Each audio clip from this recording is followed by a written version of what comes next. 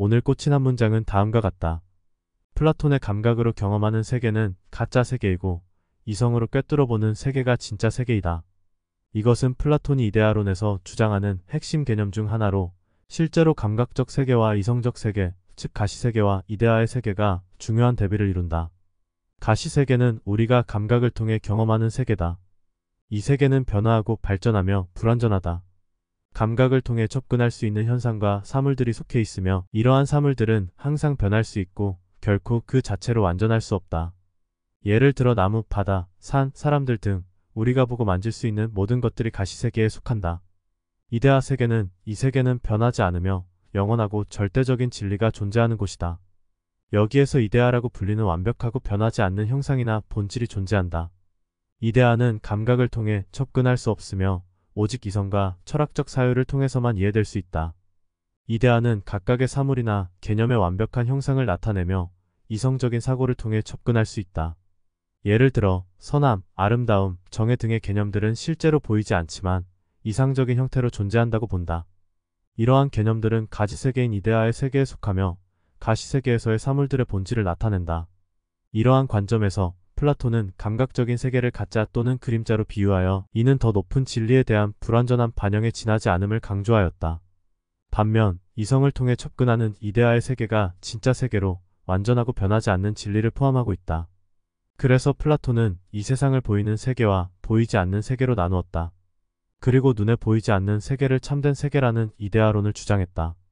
반면에 플라톤의 제자 아리스토텔레스는 정반대의 입장을 취했다.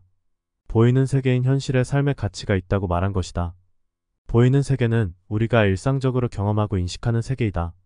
이 세계는 감각을 통해 인식되며 우리의 다양한 경험과 지각을 형성하고 있다. 플라톤은 이 세계를 그림자의 동굴에 비유하기도 했다. 이는 현실의 본질을 완전히 이해하지 못하고 현실의 본질을 반영하는 그림자만 보는 상황을 묘사한 것이다. 보이지 않는 세계는 이상적인 형태나 아이디어의 세계로 이해할 수 있다. 현실의 본질이나 완벽한 형태는 보이지 않는 세계에 속한다고 여겨진다. 플라톤은 현실의 본질이 이상적 세계에 존재한다고 믿었으며 보이는 세계에서 인식하는 모든 것들은 이상적 세계의 복제물이라고 생각했다. 예를 들어 사람이나 빨강과 같은 개념은 보이지 않는 세계에서 이상적인 형태로 존재하며 우리는 이러한 개념들을 보이는 세계에서의 경험을 통해 이해하고자 하는 것이다. 플라톤은 기원전 427년 아테네에서 명망 있는 가문에서 태어났다. 그의 아버지 아리스톤과 어머니 페리크티오네는 둘 다 아테네의 고귀한 가문 출신이다. 이러한 배경은 그가 고전적 교육을 받고 문화 및 정치적 엘리트 계층과 교류할 기회를 가지게 만들었다. 그의 철학적 생애는 소크라테스를 만나면서 크게 변화했다. 소크라테스의 교육 방식과 사상에 크게 영향을 받은 플라톤은 그의 제자가 되어 철학적 사고를 깊이 탐구하기 시작했다. 하지만 소크라테스의 사형선고와 처형은 플라톤에게 큰 충격을 주었으며 이 경험은 그가 정치적이고 윤리적인 문제에 대해 더 깊이 고민하고 글을 쓰는 계기가 되었다.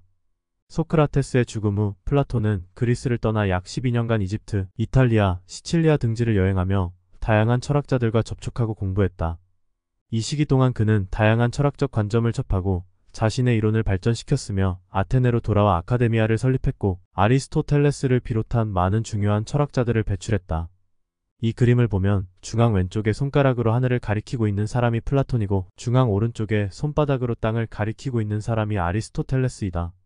플라톤은 그의 철학적 방법이 보이지 않는 세계에 대한 관심과 이상적인 형태에 대한 높은 관심을 반영하고 있다. 현실의 본질을 이해하고자 할 때 보이는 세계에서의 경험을 넘어서서 이상적인 형태나 삶을 탐구하는 것을 중요하게 생각했다. 반면 아리스토텔레스는 그의 철학적 방법이 보이는 세계에서의 경험과 관찰에 중점을 둔 것을 나타내고 있다. 현실의 본질을 이해하기 위해 감각적 경험과 추론을 통해 사물의 본질과 특성을 분석하고자 했다. 이러한 접근 방식은 형태와 물질의 연합으로 사물을 보는 데에 훨씬 더 실체론적이며 경험적인 시각으로 바라본다. 그는 변화와 운동의 원리를 설명하기 위해 4가지 원인론인 물질, 형상, 작용 원인, 최종 원인을 제시하였다. 플라톤과 아리스토텔레스 사이의 이 이론적 차이는 고대 철학의 핵심 논쟁 중 하나이다. 플라톤은 이데아를 별도의 초월적 실체로 보았으며 아리스토텔레스는 이데아를 각각의 구체적 사물에 내재하는 형상으로 보았다. 이 두 접근 방식은 철학과 과학에 광범위한 영향을 미쳤다. 유현중 교수는 돈이 없을수록 현실 세계가 아니라 가상세계의 시간 비중이 늘어난다고 했다.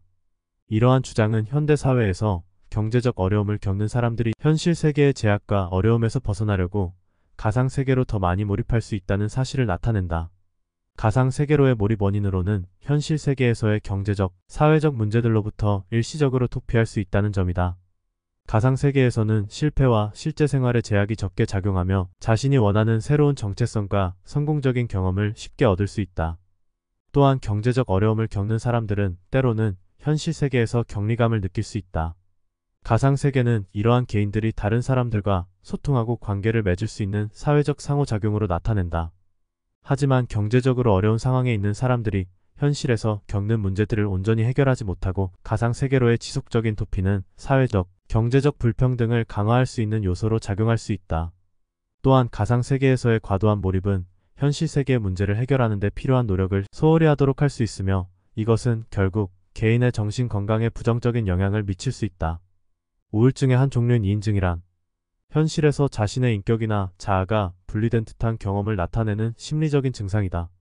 자기가 낯설게 느껴지거나 자기로부터 분리, 소외된 느낌을 경험하는 것으로 자기 자신을 지각하는 데에 이상이 생긴 상태를 가리킨다. 자신이 기계인 것처럼 느껴지거나 꿈이나 영화 속에서 사는 것처럼 느껴진다.